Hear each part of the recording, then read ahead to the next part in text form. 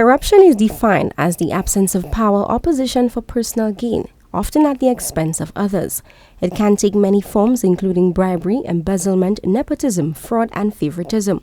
It undermines trust, weakens institutions, and hinders development by diverting resources away from those who need them most. Corruption can occur in both public and private sectors and at all levels of society. And at its very core, it is a part of human nature, who we are as people, where the morals and ethics coincide.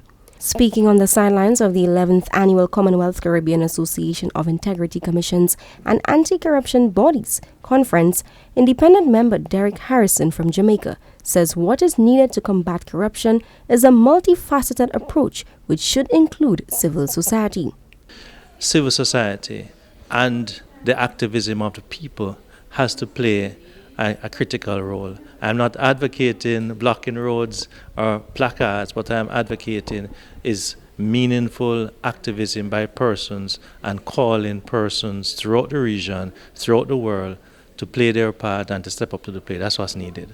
Harrison says both internationally and regionally, despite the slow progression, the involvement of civil society has proven a successful approach to fighting corruption. There have been missteps.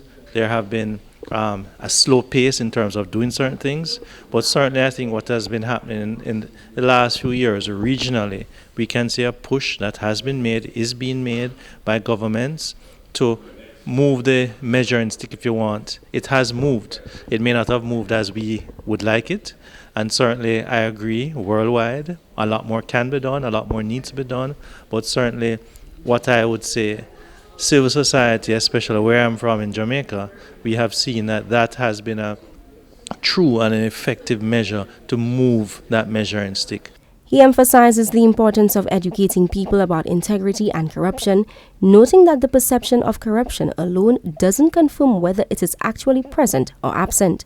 He also believes that stronger action is needed and that each country must identify the most effective approach to tackle the issue. Each country must determine what the priorities are, whether you want to go with public education, whether you want to go with detection, whether you want to go with prevention. Each country must determine what is their priority. So you're going to ask the question, suppose a country doesn't determine how do the citizens play a part.